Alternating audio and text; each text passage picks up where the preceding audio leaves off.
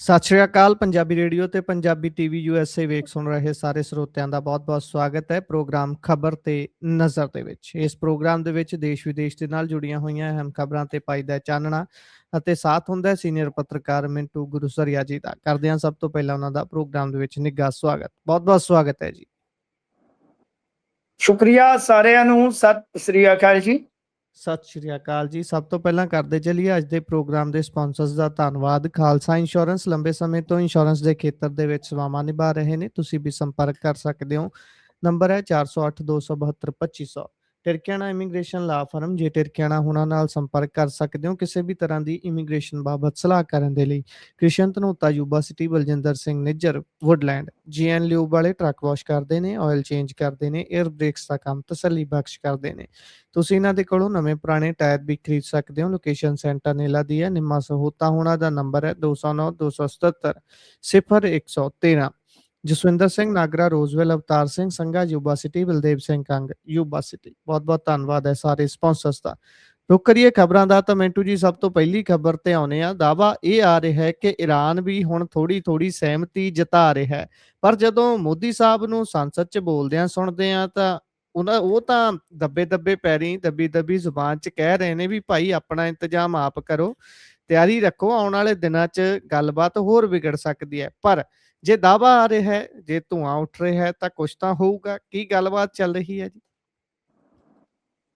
ਹਾਂ, ਮੋਦੀ ਸਾਹਿਬ ਨੇ ਤਾਂ ਦੇਖੋ, ਗੱਲ ਕੀ ਹੈ ਕਿ ਮੋਦੀ ਸਾਹਿਬ ਬਹੁਤ ਅੱਛੀ ਤਰ੍ਹਾਂ ਜਾਣਦੇ ਨੇ ਕਿ ਜਦੋਂ ਉਹਨਾਂ ਨੇ ਨੋਟਬੰਦੀ ਕੀਤੀ ਸੀ ਤਾਂ ਨੋਟਬੰਦੀ ਦੇ ਦਰਮਿਆਨ ਉਹਨਾਂ ਨੇ ਇੱਕ ਬਿਆਨ ਦਿੱਤਾ ਸੀਗਾ ਕਿ ਮੈਨੂੰ ਬਸ 10 ਕੁ ਦਿਨ ਦਾ ਸਮਾਂ ਦੇ ਦਿਓ, ਉਹ ਤੋਂ ਬਾਅਦ ਫਿਰ ਮੈਂ ਚੁਰਾਹੇ ਤੇ ਆ ਜਾਊਂਗਾ। ਨਾ ਕੋਈ ਸੱਦਿਆ ਤੇ ਨਾ ਕੋਈ ਆਇਆ। ਉਹਨਾਂ ਨੂੰ ਪਤਾ ਬਈ ਦੁਨੀਆ ਦਾ ਹਿਸਾਬ ਕਿਤਾਬ, ਕਿਸੇ ਨੇ ਕੁਝ ਜੀ ਨਹੀਂ ਕੀਤਾ। ਕਰੋਨਾ ਦੇ ਵਿੱਚ ਉਹਨਾਂ ਨੇ ਕਿਹਾ ਥਾਲੀ ਵਜਾ ਲਓ, ਤਾਲੀ ਵਜਾ ਲਓ।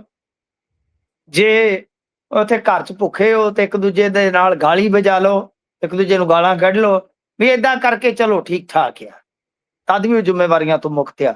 ਜੰਗ ਦਾ ਵੀ ਠੀਕ ਹੈ, ਉਹਨਾਂ ਨੇ ਕਿਹਾ ਵੀ ਆਪਦਾ ਸੰਭਾਲੋ। ਹੁਣ ਮੈਂ ਕੀ ਕਰਾਂ ਦੱਸੋ? ਵੀ ਗੱਲ ਛੱਡ ਰਹਿਣ ਦੇ, ਜ਼ਿੰਦੜੀਏ ਨੀ ਇਸ਼ਕ ਤੇਰੇ ਵੱਸ ਦਾ ਨਹੀਂ। ਵੀ ਹੁਣ ਜੰਗ ਦਾ ਰੌਲਾ ਹੈ ਵੀ ਸਟੇਟਾਂ ਆਪਾਂ ਟੀਮ ਇੰਡੀਆ ਬਣ ਕੇ ਕੰਮ ਕਰਾਂਗੇ, ਮਤਲਬ ਵੀ ਦੂਰ ਰਸੀ ਸਿੱਟੇ ਤੇ ਭਿਆਨਕ ਹੋਣਗੇ ਜੇ ਜੰਗ ਲੰਮਾ ਖਿੱਚਿਆ ਜਾਂਦਾ। ਮਤਲਬ ਕਿ ਨਾਲੇ ਉਹ ਚੇਤਾਵਨੀ ਦੇ ਰਹੇ ਲੋਕਾਂ ਨੂੰ, ਨਾਲੇ ਕਹਿ ਰਹੇ ਟੀਮ ਇੰਡੀਆ ਦੇ ਰੂਪ ਦੇ ਵਿੱਚ ਆਪਾਂ ਬਈ ਕੰਮ ਕਰਾਂਗੇ। ਠੀਕ ਆ, ਇੱਕ ਪਾਸੇ ਜੰਗ ਆ, ਦੂਜੇ ਪਾਸੇ ਭੁੱਖਮਰੀ ਦੀ ਚੇਤਾਵਨੀ, ਤੀਜੇ ਪਾਸੇ IPL ਖੇਡਣ ਦੀ ਤਿਆਰੀ ਆ। ਤਾਂ ਜੀ ਅਸੀਂ ਦੇਖੋ, ਅਸੀਂ ਕੌੜੇ ਲੱਗਦੇ ਆ ਇੱਕ ਮੌਕੇ ਤੇ ਤਾਂ, ਜੇ ਆਪਾਂ ਵੇਖੀਏ ਤਾਂ ਸਾਰਿਆਂ ਨੂੰ, ਜਿਨ੍ਹਾਂ ਦੇ ਵੀ ਉਲਟ ਜਾਂਦਾ। ਪਰ ਵਾਰ-ਵਾਰ ਅਸੀਂ ਇੱਕ ਗੱਲ ਆਖਦੇ ਸਾਂ ਕਿ ਜਿਹੜੀ ਇਸ ਮੁਲਕ ਦੀ ਨਰਿੰਦਰ ਮੋਦੀ ਗੌਰਮੈਂਟ ਦੀ ਕੂਟਨੀਤੀ ਆ, ਵਿਦੇਸ਼ ਨੀਤੀ ਆ, ਉਹਦੇ ਤੇ ਥੋੜਾ ਧਿਆਨ ਦੇਣ ਦੀ ਲੋੜ ਆ। ਅੱਜ ਵੇਖੋ ਹਾਲਾਤ ਕੀ ਨੇ। ਇੱਕ ਮਿੰਟ, ਹੁਣ ਜੇ ਤੁਸੀਂ ਉੱਡਵੀਂ ਜੀ ਗੱਲ ਕਰੋ, ਅਲ ਅਰੇਬੀਆ ਨੇ ਇਹ ਤੇ ਵੈਸੇ ਖਬਰ ਦਿੱਤੀ ਸੀਗੀ ਕਿ ਜੀ ਈਰਾਨ ਦੇ ਵਿਦੇਸ਼ ਮੰਤਰੀ ਆ ਜਿਹੜੇ ਅਬਾਸ ਅਰਾਗਚੀ, ਲੱਗਾ ਜੀ। ਉਹਨਾਂ ਜੀ ਨੇ ਮਤਲਬ ਕਿ ਕੋਈ ਗੱਲਬਾਤ ਦਾ ਸੱਦਾ ਦਿੱਤਾ ਹੈਗਾ ਮੁਸਤਫਾ ਖਾਮਨੇਈ ਦੇ ਨਾਲ, ਬਈ ਕਿ ਉਹ ਇਜਾਜ਼ਤ ਦੇ ਰਹੇ ਨੇ। ਤਾਂ ਮਤਲਬ ਕਿ ਜੋ ਅਮਰੀਕਨ ਐਂਬੈਸਡਰ ਹੈ ਸਟੀਵ ਵਿਟਕੌਫ ਨੂੰ ਉਹਨਾਂ ਨੇ ਜੀ ਗੁਪਤ ਰੂਪ ਦੇ ਵਿੱਚ ਦੱਸਿਆ ਕਿ ਸੁਪਰੀਮ ਲੀਡਰ ਜਿਹੜੇ ਮੁਸਤਫਾ ਖਾਮਨੇਈ ਨੇ, ਉਹ ਇਹ ਗੱਲ ਆਗਿਆ ਦੇ ਚੁੱਕੇ ਨੇ ਕਿ ਗੱਲਬਾਤ ਤੋਰੀ ਜਾਵੇ। ਠੀਕ ਹੈ ਜੀ। ਜੀ ਡੋਨਾਲਡ ਟਰੰਪ ਜੀ ਪਹਿਲਾਂ ਹੀ ਸੰਦੇਸ਼ ਦੇ ਚੁੱਕੇ ਆ, ਮੈਸੇਜ ਦੇ ਚੁੱਕੇ ਆ, ਗੱਲਬਾਤ ਚੱਲ ਰਹੀ ਹੈ। ਪਰ ਡੋਨਾਲਡ ਟਰੰਪ ਤੁਹਾਨੂੰ ਪਤਾ ਹੀ ਆ, ਉਹ ਤੇ ਪਲ ਦਰ ਪਲ ਉਹਨਾਂ ਦਾ ਸਿਸਟਮ ਵੱਖਰਾ ਹੀ ਆ। ਅੱਛਾ, ਜੀ ਵੱਡੀ ਗੱਲ ਇਹ ਆਈ ਕਿ ਪਾਕਿਸਤਾਨ ਇਨਵੋਲਵ ਹੋ ਗਿਆ। ਅਸਲੀ ਗੱਲਬਾਤ ਜਿਹੜੀ ਕੀਤੀ ਜਾ ਰਹੀ ਸੀ, ਅੱਗੇ ਵੀ ਈਰਾਨ ਜਿਹੜਾ ਗੱਲਬਾਤ ਕਰਦਾ ਸੀਗਾ ਨਾ, ਉਹ ਵਾਇਆ ਤੁਰਕੀ ਤੇ ਇੱਕ ਦੋ ਮੁਲਕ ਹੋਰ ਸਨ। ਜੀ ਐਤਕੀ ਕੀ ਹੋਇਆ ਕਿ ਪਾਕਿਸਤਾਨ ਖੁੱਲੇ ਰੂਪ ਦੇ ਵਿੱਚ ਆ ਗਿਆ ਸਕੀਮ 'ਚ। ਜਿਵੇਂ ਆ ਗਿਆ, ਤੁਸੀਂ ਹਿਸਾਬ ਲਾ ਲਓ ਕਿ ਨਰਿੰਦਰ ਮੋਦੀ ਐਕਸ ਤੇ ਦੀ ਜਾਣਕਾਰੀ ਦਿੰਦੇ ਨੇ ਕਿ ਭਾਰਤ ਤਣਾਅ ਘੱਟ ਕਰਨ ਲਈ ਜਲਦ ਤੋਂ ਜਲਦ ਸ਼ਾਂਤੀ ਬਹਾਲ ਕਰਨ ਦਾ ਸਮਰਥਨ ਕਰਦਾ ਹੈ। ਜੀ ਹੁਣ ਵੇਖੋ ਕੂਟਨੀਤੀ, ਤਾਂ ਕਿਸੇ ਸਮੇਂ ਗੁੱਟ ਨਿਰਲੇਪ ਦੇਸ਼ਾਂ ਦੀ ਲੀਡ ਕਰਨ ਵਾਲਾ, ਅਗਵਾਈ ਕਰਨ ਵਾਲਾ ਇੰਡੀਆ ਖੁਦ ਗੁੱਟ ਬਣ ਗਿਆ। ਤੇ ਉਹਦਾ ਕਾਰਨ ਇਹ ਹੋਇਆ ਕਿ ਬਈ ਇਹਨਾਂ ਦੀ ਜਿਹੜੀ ਵਿਦੇਸ਼ ਨੀਤੀ ਸੀ ਉਹ ਲੀਹੋਂ ਲੱਥੀ ਸੀ। ਈਰਾਨ ਅੱਜ ਤੁਸੀਂ ਵੇਖ ਲਓ ਆਪਣੇ ਮਿੱਤਰਾਂ ਨੂੰ, ਰਸ਼ੀਆ ਨੂੰ, ਚਾਈਨਾ ਨੂੰ ਕਿਸ ਨਿਗਾਹ ਨਾਲ ਦੇਖਦਾ, ਤੇ ਇੰਡੀਆ ਜਿਹੜਾ ਕਿ ਉਹਦਾ ਪੁਰਾਣਾ ਮਿੱਤਰ ਸੀ, ਜਿਹਦੇ ਨਾਲ ਉਹਦੀ ਜੀ, ਸੱਭਿਆਚਾਰਕ ਇਤਿਹਾਸਕ ਪਤਾ ਨਹੀਂ ਕਿਸ ਤਰ੍ਹਾਂ ਦੀ ਸਾਂਝ ਸੀ, ਅੱਜ ਉਹ ਕਿਸ ਸੂਚੀ 'ਚ ਰੱਖਦਾ। ਤਾਂ ਹੁਣ ਇਹ ਦੋ ਖਬਰਾਂ ਵੱਡੀਆਂ ਆ ਰਹੀਆਂ ਨੇ ਕਿ ਇੱਕ ਤਾਂ ਮਤਲਬ ਭਾਰਤ ਦੇ ਵਿੱਚ ਜਿਹੜੇ ਅਮਰੀਕਨ ਐਂਬੈਸਡਰ ਨੇ ਸਾਰਜੀਓ ਗੋਰ, ਮਿਸਟਰ ਗੋਰ ਜਿਹੜੇ ਆ ਉਹ ਐਕਸ ਤੇ ਪੋਸਟ ਪਾ ਕੇ ਜਾਣਕਾਰੀ ਦੇ ਰਹੇ ਆ ਕਿ ਨਰਿੰਦਰ ਮੋਦੀ ਨੇ ਡੋਨਲਡ ਟਰੰਪ ਦੇ ਨਾਲ ਗੱਲ ਕੀਤੀ ਹੈ। ਮਤਲਬ ਕਿ ਜਿਵੇਂ ਹੀ ਇਹ ਗੱਲ ਸਾਹਮਣੇ ਆਈ ਕਿ ਪਾਕਿਸਤਾਨੀ ਫੌਜ ਦਾ ਮੁਖੀ ਜਿਹੜਾ ਮੁਨੀਰ ਆ ਉਹ ਗੱਲਬਾਤ ਜੀ, ਕਰ ਰਿਹਾ, ਤੁਰਕੀ ਇਹ ਗੱਲਬਾਤ ਕਰ ਰਿਹਾ, ਤਾਂ ਫਿਰ ਨਾਲ ਦੀ ਨਾਲ ਇਹ ਵੀ ਜਿਹੜੀ ਖਬਰ ਹੈ ਉਹ ਆ ਜਾਂਦੀ ਆ। ਪਰ ਫਿਲਹਾਲ ਦੇਖੋ, ਡੋਨਲਡ ਟਰੰਪ ਨੇ ਕਿਹਾ ਸੀਗਾ ਕਿ ਅਸੀਂ 5 ਦਿਨ ਆਪਦਾ ਜੀ ਜਿਹੜਾ ਹਮਲਾ ਉਹ ਟਾਲਾਂਗੇ। ਇਜ਼ਰਾਈਲ ਤੇ ਈਰਾਨ ਉਹ ਹਾਲੇ ਵੀ ਲੜੀ ਜਾਂਦੇ ਆ, ਮਤਲਬ ਕਿ ਜੀ, ਤੁਸੀਂ ਹਮਲਾ ਟਾਲਿਆ ਹੈ, ਪਰ ਉਹਨਾਂ ਦਾ ਯੁੱਧ ਹਾਲੇ ਨਹੀਂ ਟਲ ਰਿਹਾ। ਈਰਾਨ ਜੀ, ਵੈਸੇ ਤੇ ਤੁਹਾਨੂੰ ਪਤਾ ਹੈ ਈਰਾਨ ਦੀ ਜਿਹੜੀ ਰੈਵੋਲੂਸ਼ਨਰੀ ਗਾਰਡ ਉਹਨਾਂ ਦੀ ਵੱਡੀ ਫੋਰਸ ਆ, ਉਹ ਤੇ ਸਿੱਧਾ ਕਹਿੰਦੇ ਕਿ ਦੇਖੋ ਜੇ ਸਾਨੂੰ ਕੋਈ ਇਜ਼ਰਾਈਲ ਅਮਰੀਕਾ ਵਰਗਾ ਮੁਲਕ ਧਮਕੀ ਦੇਵੇਗਾ ਜਾਂ ਕੋਈ ਨੁਕਸਾਨ ਦੇਵੇਗਾ ਤੇ ਅਸੀਂ ਬਾਜ ਨਹੀਂ ਜਿਉਂ। ਹੂੰ, ਤਹਿਰਾਨ ਉਹਨਾਂ ਦਾ ਹੈ ਨਾ, ਤਹਿਰਾਨ ਟਾਈਮਸ ਹੈ, ਤੇ ਉਹਦੇ ਵਿੱਚ ਉਹਨਾਂ ਦਾ ਜਿਹੜਾ ਗਰਾਊਂਡ ਫੋਰਸ ਦਾ ਕਮਾਂਡਰ ਹੈ ਮੁਹੰਮਦ ਕਰਾਮੀ, ਉਹਨੇ ਕਿਹਾ ਕਿ ਜੀ, ਅਸੀਂ ਤੇ ਪੂਰੀ ਤਰ੍ਹਾਂ ਤਿਆਰ ਆ। ਹੂੰ, ਤਾਂ ਇਹ ਇੱਕ ਜੀ, ਤਰ੍ਹਾਂ ਨਾਲ ਕਹਿ ਲਓ ਕਿ ਵੱਡੀ ਗੱਲ ਹੋਈ ਆ। ਜੇ ਆਪਾਂ ਵੇਖੀਏ ਤਾਂ ਪਾਕ ਦੇ ਪੀਐਮ ਜਿਹੜੇ ਸੀ ਉਹ ਬੋਲੇ ਕਿ ਇਰਾਨ ਤੇ ਅਮਰੀਕਾ ਦੀ ਗੱਲਬਾਤ ਵਾਸਤੇ ਅਸੀਂ ਮੇਜ਼ਬਾਨੀ ਲਈ ਤਿਆਰ ਹਾਂ। ਉਧਰੋਂ ਜੀ, ਫਿਰ ਇਹ ਖਬਰਾਂ ਨਿਕਲਦੀਆਂ ਨੇ, 2-3 ਦਾਅਵੇ ਨਿਕਲਦੇ ਆ। ਅਲ ਅਰਬੀਆ ਚੋਂ ਆ ਗਿਆ, ਇਧਰੋਂ ਪਾਕਿਸਤਾਨ ਵਾਲਿਆਂ ਨੇ ਆਫੀਸ਼ੀਅਲੀ ਮੇਜ਼ਬਾਨੀ ਦਾ ਜ਼ਿਕਰ ਕਰ ਦਿੱਤਾ। ਠੀਕ ਹੈ ਜੀ, ਜੀ, ਵੀ ਗੱਲਬਾਤ ਚੱਲ ਰਹੀ ਹੈ, ਜੇ ਤਿਆਰੀਆਂ ਪੂਰਨ ਹੋ ਗਈਆਂ, ਨੇਪਰੇ ਚੜੀ ਤੇ ਇਸਲਾਮਾਬਾਦ ਚ ਟਾਕ ਕਰਾ ਦੇਾਂਗੇ, ਟੇਬਲ ਟਾਕ ਕਰਾ ਦੇਾਂਗੇ। ਤੇ ਹੂੰ, ਇਸ ਵਾਸਤੇ ਫਿਰ ਸ਼ਾਮ ਤੱਕ ਸਾਡੀ ਕੂਟਨੀਤੀ ਦੇ ਵਿੱਚ ਇੰਨੀ ਕੁ ਹਲਚਲ ਹੋਈ ਆ ਕਿ ਡੋਨਲਡ ਟਰੰਪ ਦੇ ਨਾਲ ਗੱਲਬਾਤ ਕਰਨ ਉਪਰੰਤ ਨਰਿੰਦਰ ਮੋਦੀ ਜੀ ਨੇ ਐਕਸ ਤੇ ਗੱਲ ਜਿਹੜੀ ਆ ਉਹ ਲਿਖ ਦਿੱਤੀ ਆ। ਪਰ ਮੈਂ ਜਿਵੇਂ ਤੁਹਾਨੂੰ ਕਿਹਾ ਕਿ ਵੇਖੋ ਗੁਰਪ੍ਰੀਤ, ਇਹ ਜਿਹੜੀਆਂ ਕੂਟਨੀਤੀ ਦੀਆਂ ਪੈਂਤੜੇਬਾਜ਼ੀਆਂ ਹੁੰਦੀਆਂ ਨਾ, ਇਹਨਾਂ ਦਾ ਜੀ, ਬੜਾ ਦੂਰ ਰੱਸੀ ਸਿੱਟਾ ਨਿਕਲਦਾ ਹੁੰਦਾ ਹੈ ਗਾਂਹ ਜਾ ਕੇ। ਤਾਂ ਅਸੀਂ ਬਹੁਤ ਕੁਝ ਗਵਾਇਆ ਹੈ ਇਹਨਾਂ, ਜੇ ਆਪਾਂ 12-13 ਸਾਲਾਂ ਦੇ ਵਿੱਚ ਵੇਖੀਏ, ਇਸ ਵਕਫੇ ਦੇ ਦੌਰਾਨ ਕਾਫੀ ਕੌਮਾਂਤਰੀ ਕੂਟਨੀਤੀ ਦੇ ਵਿੱਚ ਸਾਡੀ ਜਿਹੜੀ ਹੈ ਨਾ ਉਹ ਆਪਾਂ ਕਿ ਹਾਨੀ ਵੀ ਹੋਈ ਆ, ਹੇਠੀ ਵੀ ਹੋਈ ਆ। ਖੈਰ ਹੂੰ, ਦੇਖਦੇ ਆ ਗੁਰਪ੍ਰੀਤ ਅੱਗੇ ਕੀ ਬਣਦਾ ਹੈ। ਵੈਸੇ ਜੇ ਇਮਕਾਨ ਬਣੇ ਨੇ, ਜੇ ਮੰਨ ਲਓ ਇਸ ਤਰ੍ਹਾਂ ਦੇ ਆਸਾਰ ਬਣੇ ਨੇ ਕਿ ਜੰਗ ਸਮਾਪਤ ਹੋ ਸਕਦੀ ਆ, ਗੱਲਬਾਤ ਵੈਸੇ ਜੰਗ ਸਮਾਪਤ ਹੋ ਸਕਦੀ ਆ, ਉਹ ਕਿੰਨਾ ਲੰਮਾ ਚੱਲੇਗੀ, ਇਹ ਸਭ ਚੀਜ਼ਾਂ ਜਿਹੜੀਆਂ ਨੇ ਉਹ ਆਪਾਂ ਪ੍ਰੈਡਿਕਟ ਕਰਨ ਦੇ ਕਾਬਿਲ ਨਹੀਂ ਆ। ਪਰ ਜੇ ਜੰਗ ਬਿਲਕੁਲ, ਖਤਮ ਵੀ ਹੁੰਦੀ ਆ, ਜੇ ਆਪਾਂ ਨਾਰਮਲਸੀ ਦੇਖੀਏ ਕਿ ਆਮ ਵਰਗੇ ਹਾਲਾਤ ਹੋਣਗੇ ਤਾਂ ਟਾਈਮ ਲੱਗੇਗਾ ਗੁਰਪ੍ਰੀਤ। ਖਾਸ ਤੌਰ ਤੇ ਇੰਡੀਆ ਇੱਕ ਬਹੁਤ ਵੱਡੇ ਸੰਕਟ 'ਚ ਹੈ। ਕਿਉਂਕਿ 85% ਤੇਲ ਇੰਪੋਰਟ ਹੁੰਦਾ, ਜਿਹਦੇ ਵਿੱਚੋਂ ਜ਼ਿਆਦਾਤਰ ਅਸੀਂ ਆਪ ਦਾ ਜਿਹੜਾ ਇੰਪੋਰਟ ਕਪੈਸਿਟੀ ਦਾ ਤੇਲ ਆ ਉਹ ਖਾੜੀ ਵਾਲੇ ਦੇਸ਼ਾਂ ਤੋਂ ਲਿਆਉਨੇ ਆ, ਜਿਹਦੇ ਚੋਂ ਸਾਡਾ ਸਟੇਟ ਆਫ ਹਾਰਮੋਜ਼ ਚੋਂ ਜ਼ਿਆਦਾ ਨਿਕਲਦਾ ਹੈ ਤੇਲ। ਠੀਕ ਹੈ ਜੀ, ਜੀ, ਉਹ ਲਾਂਘਾ ਬੰਦ ਆ, ਜਦੋਂ ਤੱਕ ਉਹ ਬਹਾਲ ਨਹੀਂ ਹੋਏਗਾ ਮਸਲਾ ਵਿਗੜੇਗਾ। ਸਾਡਾ ਰੈਮੀਟੈਂਸ ਕੁੱਲ 8 ਲੱਖ ਕਰੋੜ ਦਾ ਆਉਂਦਾ ਹੈ, ਜਿਹਦੇ ਚੋਂ ਜੀ, 50% ਖਾੜੀ ਦੇਸ਼ਾਂ ਚ ਆਉਂਦਾ ਹੈ। ਖਾੜੀ ਦੇਸ਼ਾਂ ਚ ਆਮ ਵਰਗੇ ਹਾਲਾਤ ਹੋਣਗੇ, ਜੰਗ ਟਲੇਗੀ, ਤਦ ਸਾਨੂੰ ਉਸ ਸੱਟ ਤੋਂ ਬਚਾਅ ਹੋਏਗਾ। ਸਾਡਾ 100 ਬਿਲੀਅਨ ਦਾ ਐਕਸਪੋਰਟ ਇਸ ਰਸਤੇ ਤੋਂ ਹੁੰਦਾ ਜਿਹੜਾ ਬੰਦ ਪਿਆ ਵਾ, ਉਹ ਕਦੋਂ ਬਹਾਲ ਹੋਏਗਾ। ਯਾਨੀ ਕੁੱਲ ਮਿਲਾ ਕੇ ਜੇ ਆਪਾਂ ਅੱਜ ਰਾਤ ਵੀ ਮੰਨ ਕੇ ਚੱਲੀਏ ਇੰਡੀਆ ਦੇ ਵਿੱਚ ਕੋਈ ਜੰਗ ਖਤਮ ਹੋ ਜਾਂਦਾ ਹੈ, ਤੇ ਜਾਂ ਜੀ, ਅਮਰੀਕਾ ਦੇ ਆਪਾਂ ਵੀ ਸ਼ਾਮ ਪੈਂਦਿਆਂ ਜੰਗ ਖਤਮ ਹੋ ਜਾਂਦਾ, ਤਦ ਵੀ ਮੈਨੂੰ ਲੱਗਦਾ ਕਿ ਆਮ ਵਰਗੇ ਹਾਲਾਤ ਬਣਨ ਦੇ ਵਿੱਚ ਗੁਰਪ੍ਰੀਤ ਲੰਮਾ ਸਮਾਂ ਗੁਜ਼ਰੇਗਾ। ਬਿਲਕੁਲ, ਬਿਲਕੁਲ। ਇਸ ਤੋਂ ਅੱਗੇ ਜੇਕਰ ਵਧੀਏ ਤਾਂ ਅੱਜ ਸੁਪਰੀਮ ਕੋਰਟ ਤੋਂ ਇੱਕ ਫੈਸਲਾ ਆਇਆ ਹੈ ਜਿਹੜਾ ਖਾਸੇ ਲੋਕਾਂ ਨੂੰ ਪ੍ਰਭਾਵਿਤ ਕਰੂਗਾ। ਈਸਾਈ ਧਰਮ ਧਾਰਨ ਕਰਨ ਵਾਲਿਆਂ ਨੂੰ ਵੀ ਵੱਡਾ ਝਟਕਾ ਲੱਗੂਗਾ, ਕਿਉਂਕਿ ਇਹ ਫੈਸਲਾ ਧਰਮ ਪਰਿਵਰਤਨ ਦੇ ਨਾਲ ਜੁੜਿਆ ਹੋਇਆ ਹੈ। ਨਹੀਂ ਗੁਰਪ੍ਰੀਤ, ਇਹ ਪਹਿਲਾਂ ਹੀ ਹੈ, ਇਹ ਜੀ, ਪਹਿਲਾਂ ਹੀ ਹੈ। ਇਹਦੇ ਵਿੱਚ ਕੇਵਲ ਤੇ ਕੇਵਲ ਸਿਰਫ ਜੇ ਆਪਾਂ ਕਹੀਏ ਇੰਨਾ ਹੋਇਆ ਕਿ ਸੁਪਰੀਮ ਕੋਰਟ ਨੇ ਫਿਰ ਤਸਦੀਕ ਕੀਤਾ ਇਸ ਗੱਲ। ਜੀ, ਇਹ ਪਹਿਲਾਂ ਤੋਂ ਮੌਜੂਦ ਸੀ ਸੰਵਿਧਾਨ ਦੇ ਵਿੱਚ। ਅੱਛਾ, ਸੰਵਿਧਾਨ ਕੀ ਕਹਿੰਦਾ ਹੈ? ਜਿਹੜਾ ਤੁਸੀਂ ਵੇਖੋਗੇ SC ST ਐਕਟ, ਤੁਹਾਨੂੰ ਯਾਦ ਹੈ ਇੱਥੇ ਮਾਸਟਰ ਤਾਰਾ ਸਿੰਘ ਨੂੰ ਬਹੁਤ ਲੋਕ ਅੱਜ ਕੱਲ ਦੀ ਜਿਵੇਂ ਨਹਿਰੂ ਨੂੰ ਗਾਲਾਂ ਕੱਢਦੇ ਆ, ਬਹੁਤ ਮਿਲ ਜਾਣਗੇ ਤੁਹਾਨੂੰ ਆਧੁਨਿਕ ਪੀੜ੍ਹੀ 'ਚ। ਜੀ, ਪਰ ਜੋ ਸਿੱਖਾਂ ਨੂੰ ਰਿਜ਼ਰਵੇਸ਼ਨ ਮਿਲਿਆ ਸੀ, ਯਾਨੀ ਆਪਣੇ SC ਭਾਈਚਾਰੇ ਨੂੰ ਮਿਲਿਆ ਸੀਗਾ ਨਾ, ਜਿਹੜਾ ਸਾਡਾ ਸਨਮਾਨਯੋਗ ਭਾਈਚਾਰਾ ਹੈ, ਜੀ, ਇਹਦੀ ਜਦੋਜਹਿਦ ਹੋਈ ਸੀਗੀ, ਉਦੋਂ ਸਿੱਖ ਲੀਡਰ ਅੜ ਕੇ ਰਿਜ਼ਰਵੇਸ਼ਨ ਲੈ ਕੇ ਆਏ ਸਨ। ਸਿੱਖਾਂ ਨੂੰ ਰਿਜ਼ਰਵੇਸ਼ਨ ਨਹੀਂ ਸੀ ਮਿਲਦਾ। ਜੀ। ਕਿਉਂਕਿ ਆਪਣੇ ਧਰਮ ਦੇ ਮੁਤਾਬਕ ਸਿੱਖ ਰਿਲੀਜਨ ਦੇ ਵਿੱਚ ਤੇ ਜਾਤ ਪਾਤ ਦਾ ਕੋਈ ਜ਼ਿਕਰ ਨਹੀਂ ਹੈ ਨਾ, ਜਾਤ ਪਾਤ ਦਾ ਤਾਂ ਖੰਡਨ ਹੈ। ਜੀ, ਬਿਲਕੁਲ। ਠੀਕ ਹੈ ਨਾ ਜੀ। ਸੋ ਇਹ ਤਰਕ ਦਿੱਤਾ ਜਾਂਦਾ ਸੀਗਾ, ਤਾਂ ਉਸ ਵੇਲੇ ਇੱਕ ਲੜਾਈ ਵੀ ਲੜੀ ਗਈ ਜਿਹੜੀ ਅੱਜ ਦੀ ਪੀੜ੍ਹੀ, ਕਿਉਂਕਿ ਅੱਜ ਕੱਲ ਤੁਹਾਨੂੰ ਪਤਾ WhatsApp ਯੂਨੀਵਰਸਿਟੀ ਜ਼ਿਆਦਾ ਚੱਲਦੀ ਹੈ, ਤਾਂ ਸਿੱਖ ਲੀਡਰਾਂ ਦਾ ਨੁਮਾਇਆ ਰੋਲ ਸੀ ਉਹਦੇ ਵਿੱਚ। ਜੀ, ਜਿਵੇਂ ਇਹਨਾਂ ਨੇ ਸੰਘਰਸ਼ ਤਾਂ ਇਹਨਾਂ ਨੂੰ ਵਿਚਾਰਿਆਂ ਨੂੰ ਕਰਨਾ ਹੀ ਪਿਆ, 47 ਤੋਂ ਤੁਰੰਤ ਬਾਅਦ ਕਰਨਾ ਹੀ ਪਿਆ, ਜੀ, ਇਹਦੇ 'ਚ ਕੋਈ ਸ਼ੱਕ ਨਹੀਂ, ਕੋਈ ਦੋ ਰਾਏ ਨਹੀਂ, ਕਿਉਂਕਿ ਸਟੇਟ ਮੁੱਕਰਦੀ ਗਈ, ਕਈ ਵਾਅਦਿਆਂ ਤੋਂ ਮੁੱਕਰਦੇ ਗਏ, ਤਾਂ ਕੁਝ ਮਤਲਬ ਕਿ ਇਹਨਾਂ ਨੇ ਸਟਰਗਲ ਕਰਕੇ ਆਪਣੇ ਜਿਹੜੇ ਸੀਗੇ ਪੈਂਤੜੇ ਉਹਨਾਂ 'ਚ ਜਿੱਤ ਲਿਆਂਦੀ। ਇਹ ਬਹੁਤ ਜੀ, ਅੱਜ ਦੀ ਪੀੜ੍ਹੀ ਨੂੰ ਦੱਸਣਾ ਲਾਜ਼ਮ ਆ। ਤਾਂ ਉਹਦੇ ਵਿੱਚੋਂ ਇੱਕ ਰਿਜ਼ਰਵੇਸ਼ਨ ਸੀਗਾ।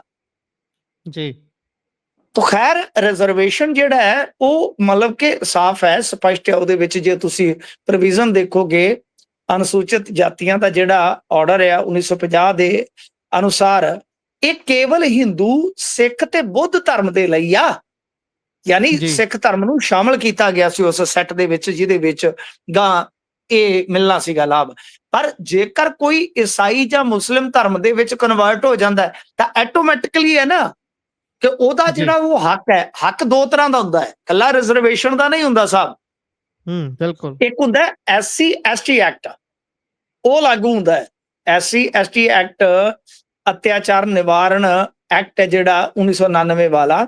ਇਹਦਾ ਮਕਸਦ ਕੀ ਹੁੰਦਾ ਹੈ ਕਿ SC ST ਭਾਈਚਾਰੇ ਤੇ ਹੋਣ ਵਾਲੇ ਅਤਿਆਚਾਰ ਨੂੰ ਰੋਕਿਆ ਜਾਵੇ, ਯਾਨੀ ਉਹਨਾਂ ਨੂੰ ਪ੍ਰੋਟੈਕਟ ਕੀਤਾ ਜਾਵੇ। ਜੀ, ਯਾਨੀ ਜੇ ਕੋਈ SC ST ਭਾਈਚਾਰੇ ਦੇ ਲੋਕਾਂ ਨੂੰ ਜਾਤੀ ਸੂਚਕ ਗਾਲੀ ਦਿੰਦਾ ਹੈ, ਮਾਰਕੁੱਟ ਕਰਦਾ ਹੈ, ਪ੍ਰਾਪਰਟੀ ਤੇ ਕਬਜ਼ਾ ਕਰਦਾ ਹੈ, ਸਮਾਜਿਕ ਬਾਈਕਾਟ ਕਰਦਾ ਹੈ, ਔਰਤਾਂ ਤੇ ਕਿਸੇ ਪ੍ਰਕਾਰ ਦਾ ਅਤਿਆਚਾਰ ਕਰਦਾ ਹੈ, ਤਾਂ ਉਹ ਇੱਕ ਸੰਗੀਨ ਅਪਰਾਧ 'ਚ ਬਦਲ ਜਾਂਦਾ ਹੈ। ਠੀਕ ਹੈ ਜੀ। SC ST ਐਕਟ ਲੱਗ ਜਾਂਦਾ ਹੈ, ਤਾਂ ਉਹਦੇ 'ਚ ਕੀ ਹੁੰਦਾ ਹੈ ਕਿ ਜੇ ਮਾਮਲਾ ਪੁਲਿਸ ਤੱਕ ਪਹੁੰਚਦਾ ਹੈ ਤੇ ਤੁਰੰਤ FIR ਹੋ ਜਾਂਦੀ ਆ, ਜਾਂਚ ਦੇ ਵਿੱਚ ਦੇਰੀ ਨਹੀਂ ਕੀਤੀ ਜਾ ਸਕਦੀ। ਤਾਂ ਯਾਨੀ ਇਸ ਤਰ੍ਹਾਂ ਮਤਲਬ ਕਿ ਗਾਂ ਕੋਰਟ ਕਚਹਿਰੀਆਂ ਦੇ ਵਿੱਚ ਵੀ ਮਾਮਲੇ ਪ੍ਰਾਇੋਰਟੀ ਤੇ ਸੁਣੇ ਜਾਂਦੇ ਆ। ਯਾਨੀ ਕੁੱਲ ਮਿਲਾ ਕੇ ਮੋਟਾ ਮੋਟੀ ਮੈਂ ਤੁਹਾਨੂੰ ਇਹ ਦੱਸ ਦਿੱਤਾ, ਤਾਂ ਕੱਲਾ ਰਿਜ਼ਰਵੇਸ਼ਨ ਹੀ ਨਹੀਂ ਜਾਂਦਾ, ਬਲਕਿ ਜਿਹੜਾ SC ST ਐਕਟ ਦਾ ਇੱਕ ਸਪੈਸ਼ਲ ਪ੍ਰੋਟੈਕਸ਼ਨਿਜ਼ਮ ਮਿਲਦਾ ਹੈ ਸ਼ਡਿਊਲਡ ਕਾਸਟ ਤੇ ਸ਼ਡਿਊਲਡ ਟ੍ਰਾਈਬਸ ਨੂੰ, ਉਹ ਵੀ ਖਤਮ ਹੋ ਜਾਂਦਾ ਹੈ। ਤਾਂ ਇੱਥੇ ਕੀ ਸੀਗਾ ਕਿ ਇੱਕ ਪਾਦਰੀ ਬਣ ਗਿਆ ਬੰਦਾ, ਤੇ ਉਹਦਾ ਨਾਮ ਸੀ ਚੇਤੰਦਾ। ਚੇਤੰਦਾ ਜਿਹੜਾ ਸੀਗਾ ਉਹ ਪਾਦਰੀ ਬਣ ਗਿਆ, ਈਸਾਈ ਧਰਮ ਉਹਨੇ ਅਪਣਾ ਲਿਆ, ਤੇ ਉਹਦੇ ਵਿੱਚ ਉਹਨੇ ਗਾਂ ਜਾ ਕੇ ਇੱਕ ਦੋਸ਼ ਲਾਇਆ ਕਿ ਰਾਮੀ ਰੈਡੀ, ਇਕੱਲਾ ਰਾਮੀ ਰੈਡੀ ਜਿਹੜਾ ਸੀਗਾ, ਉਹਨੇ ਮੈਨੂੰ ਗਾਲਾਂ ਦਿੱਤੀਆਂ ਨੇ, ਜਾਤੀ ਸੂਚਕ ਸ਼ਬਦ ਬੋਲੇ ਨੇ। ਇਹ ਮਾਮਲਾ ਹਾਈ ਕੋਰਟ ਪਹੁੰਚਿਆ। ਜਿਸ ਵੇਲੇ ਇਹ ਮਾਮਲਾ ਹਾਈ ਕੋਰਟ ਪਹੁੰਚਿਆ, ਹਾਈ ਕੋਰਟ ਨੇ ਇਸ ਗੱਲ ਤੇ ਮੋਹਰ ਲਾਈ ਕਿ ਤੁਹਾਡੇ ਤੇ SC ST ਐਕਟ ਜਿਹੜਾ ਹੈ ਉਹ ਅਪਲਾਈ ਨਹੀਂ ਕੀਤਾ ਜਾ ਸਕਦਾ। ਕਿਉਂ? ਕਿਉਂਕਿ ਤੁਸੀਂ ਈਸਾਈ ਧਰਮ, ਈਸਾਈ ਰਿਲੀਜਨ ਜਿਹੜਾ ਉਹ ਤੁਸੀਂ ਅਡਾਪਟ ਕਰ ਚੁੱਕੇ ਹੋ, ਮਤਲਬ ਕਿ ਧਾਰਨ ਕਰ ਚੁੱਕੇ ਹੋ। ਸੋ ਇਸ ਵਾਸਤੇ ਤੁਹਾਡੀ ਇਹ ਜਿਹੜੀ ਅਪੀਲ ਆ ਡਿਸਮਿਸ ਕੀਤੀ ਜਾਂਦੀ ਆ। ਫਿਰ ਇਹ ਮਾਮਲਾ ਜਿਹੜਾ ਸੀਗਾ ਉਹ ਗਿਆ ਸੁਪਰੀਮ ਕੋਰਟ। ਜੀ, ਜਦੋਂ ਮਤਲਬ ਜੀ, ਹਾਂਜੀ, ਹੈਲੋ, ਮੈਂ ਜੀ, ਜੀ, ਗੱਲ ਮੇਰੀ ਜੇ ਕੱਟੀ ਗਈ ਤੇ ਮੈਂ ਦੁਬਾਰਾ ਰਿਪੀਟ ਕਰ ਦੇਣਾ ਜੀ। ਜੀ, ਨਹੀਂ ਸੁਣ ਰਹੇ ਹਾਂ ਜੀ। ਹਾਂਜੀ, ਇਹ ਗੁੰਟੂਰ ਜ਼ਿਲ੍ਹੇ ਦਾ ਮਾਮਲਾ ਸੀਗਾ, ਜਿੱਥੇ ਕੋਈ ਚਿਥੰਦਾ ਨਾਂ ਦਾ ਬੰਦਾ ਕਨਵਰਟ ਹੋ ਗਿਆ, ਤੇ ਉਹਨੇ 10 ਕੇ ਸਾਲ ਬਾਅਦ ਕਿ 11 ਸਾਲ ਬਾਅਦ ਇੱਕ ਬੰਦਾ ਜਿਹੜਾ ਇਕੱਲਾ ਰਾਮੀ ਰੈਡੀ ਨਾਮ ਦਾ ਸੀਗਾ ਬੰਦਾ, ਉਹਦੇ ਤੇ ਦੋਸ਼ ਲਾਇਆ ਸੀ ਕਿ ਉਸਨੇ ਜਾਤੀ ਸੂਚਕ ਸ਼ਬਦ ਬੋਲੇ ਆ। ਤਾਂ ਜਦੋਂ ਮਾਮਲਾ ਹਾਈ ਕੋਰਟ ਗਿਆ ਤਾਂ ਹਾਈ ਕੋਰਟ ਨੇ ਇਨਕਾਰ ਕਰ ਦਿੱਤਾ। ਉਹਨਾਂ ਕਿਹਾ ਕਿ ਤੁਸੀਂ ਤੇ ਈਸਾਈ ਧਰਮ 'ਚ ਕਨਵਰਟ ਹੋ ਚੁੱਕੇ ਹੋ, ਤੁਹਾਨੂੰ SC ST ਐਕਟ ਦਾ ਲਾਭ ਨਹੀਂ ਦਿੱਤਾ ਜਾ ਸਕਦਾ। ਤਾਂ ਫਿਰ ਆਂਧਰਾ ਪ੍ਰਦੇਸ਼ ਹਾਈ ਕੋਰਟ ਦੇ ਫੈਸਲੇ ਨੂੰ ਚੈਲੰਜ ਕੀਤਾ ਗਿਆ ਸੀ ਸੁਪਰੀਮ ਕੋਰਟ 'ਚ। ਤਾਂ ਸੁਪਰੀਮ ਕੋਰਟ ਨੇ ਸਿੱਧਮ ਸਿੱਧਾ ਕਹਿ ਦਿੱਤਾ ਕਿ ਨਹੀਂ, ਇਸ ਮਾਮਲੇ ਦੇ ਵਿੱਚ ਕੋਈ ਰਾਹਤ ਨਹੀਂ ਮਿਲੇਗੀ, ਕੋਈ ਰਹਿਤ ਨਹੀਂ ਮਿਲੇਗੀ। ਯਾਨੀ ਜੇ ਤੁਸੀਂ ਈਸਾਈ ਜਾਂ ਇਸਲਾਮ ਦੇ ਵਿੱਚ ਕਨਵਰਟ ਹੋ ਗਏ ਤਾਂ ਬਾਈ ਗਏ, ਫਿਰ ਤੁਹਾਡੇ ਲਾਭ ਗਏ। ਤਾਂ ਫਿਲਹਾਲ ਇਸ ਦਾ ਅਸਰ ਬਹੁਤ ਸਾਰੀਆਂ ਸਟੇਟਾਂ ਤੇ ਪਵੇਗਾ, ਪਰ ਪੰਜਾਬ ਦੇ ਵਿੱਚ ਜਿੱਥੇ ਦਲਿਤ ਵਸੋਂ, SC ਭਾਈਚਾਰੇ ਦੀ ਵਸੋਂ ਬਹੁਤ ਆ, ਤੇ ਜਿੱਥੇ ਇਹਦੇ ਚੋਂ ਕਨਵਰਜ਼ਨ ਜਿਹੜੀ ਈਸਾਈ ਧਰਮ ਦੇ ਵਿੱਚ ਹੋਈ ਆ, ਇੱਥੇ ਹੁਣ ਸਾਫ਼ ਹੋ ਜਾਏਗਾ। ਵੈਸੇ ਤੇ ਇਹ ਅੱਗੇ ਵੀ ਅਪਲਾਈ ਹੁੰਦਾ, ਮੈਂ ਜਿਸ ਤਰ੍ਹਾਂ ਤੁਹਾਨੂੰ ਕਿਹਾ, ਪਰ ਹੁੰਦਾ ਕੀ ਆ ਕਿ ਅੰਦਰ ਦੀ ਦੁਨੀਆ ਇਹ ਬਦਲ ਲੈਂਦੇ ਆ, ਚਾਹੇ ਕੋਈ ਵੀ ਕਾਰਨ ਹੋਵੇ, ਮੈਂ ਉਧਰ ਨਹੀਂ ਜਾਵਾਂਗਾ। ਪਰ ਬਾਹਰੀ ਤੌਰ ਤੇ ਉਹ ਆਪਣੇ ਜਿਹੜੇ ਹੱਕ ਹਕੂਕ ਆ, ਰਿਜ਼ਰਵੇਸ਼ਨ ਆ, ਉਹ ਚੀਜ਼ਾਂ ਜਿਹੜੀਆਂ ਉਹ ਛੱਡੀਆਂ ਨਹੀਂ ਜਾਂਦੀਆਂ, ਹੋਲਡ ਕਰ ਲਈਆਂ ਜਾਂਦੀਆਂ। ਬਿਲਕੁਲ, ਬਿਲਕੁਲ। ਅੱਗੇ ਵਧੀਏ ਤਾਂ ਅੱਜ ਡੀਐਮ ਗਗਨ ਰੰਧਾਵਾ ਹੋਣਾ ਦਾ ਸੰਸਕਾਰ ਕਰ ਦਿੱਤਾ ਗਿਆ ਹੈ।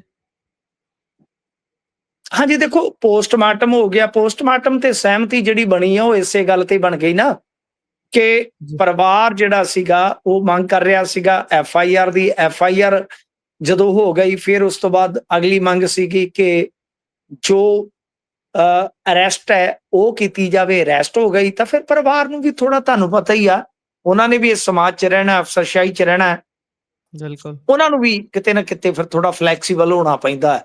ਤਾਂ ਫਿਲਹਾਲ ਸੰਸਕਾਰ ਹੋ ਗਿਆ ਹੈ। ਅੱਜ 10 ਸਾਲਾਂ ਦੇ ਬੇਟੇ ਨੇ ਚਿਖਾ ਨੂੰ ਅਗਨੀ ਵਿਖਾਈ ਆ, ਤੇ ਜਿਹੜਾ ਪੋਸਟਮਾਰਟਮ ਆ ਉਹ ਵੀਡੀਓਗ੍ਰਾਫੀ ਹੋਈ ਆ ਉਹਦੀ। ਡਾਕਟਰਾਂ ਦਾ ਇੱਕ panel Guru Nanak Dev medical college ਦੇ ਵਿੱਚ ਇਸ ਪੋਸਟਮਾਰਟਮ ਨੂੰ ਅੰਜਾਮ ਦਿੰਦਾ ਹੈ। ਇਸ ਤੋਂ ਇਲਾਵਾ ਇਸ ਸਾਰੇ ਕਾਰਵਾਈ ਦੀ ਜਿਹੜੀ ਨਿਗਰਾਨੀ ਕਹਿ ਲਓ ਜਾਂ ਨਿਗਰਾਨ, ਉਹ ਇੱਕ ਮੈਜਿਸਟ੍ਰੇਟ ਹੁੰਦੇ ਆ। ਉਸ ਤੋਂ ਬਾਅਦ ਜੇ ਤੁਸੀਂ ਵੇਖੋਗੇ 4 ਘੰਟੇ ਤੱਕ ਇਹ ਪੋਸਟਮਾਰਟਮ ਚੱਲਦਾ ਹੈ, ਐਗਜ਼ੀਕਿਊਟਿਵ ਮੈਜਿਸਟ੍ਰੇਟ ਦੀ ਨਿਗਰਾਨੀ ਸਾਰੀ ਰਹੀ ਆ। ਤੇ ਉਧਰ ਇਸ ਦੇ ਨਾਲ ਹੀ ਸੰਸਕਾਰ ਤੇ ਹੋ ਗਿਆ, ਇਸ ਜੀ, ਦੇ ਨਾਲ ਹੀ ਲਾਲਜੀਤ ਸਿੰਘ ਭੁੱਲਰ ਨੂੰ ਅੰਮ੍ਰਿਤਸਰ ਕੋਰਟ ਦੇ ਵਿੱਚ ਪੇਸ਼ ਕੀਤਾ ਗਿਆ। ਪਹਿਲਾਂ ਅਜਿਹੀਆਂ ਖਬਰਾਂ ਚੱਲੀਆਂ ਕਿ ਲਾਲਜੀਤ ਭੁੱਲਰ ਨੂੰ ਮੂੰਹ ਨੇਰੇ ਹੀ ਪੇਸ਼ ਕਰਵਾ ਲਿਆ ਗਿਆ, ਯਾਨੀ ਸ਼ਾਇਦ ਹੁਣ ਦਿਨ ਦੇ ਚਾਨਣ ਦੇ ਵਿੱਚ ਲਾਲਜੀਤ ਭੁੱਲਰ ਨੂੰ ਕੋਰਟ ਨਾ ਲਿਆਂਦਾ ਜਾਵੇ, ਪਰ ਕੋਰਟ 'ਚ ਪੇਸ਼ ਕੀਤਾ ਗਿਆ।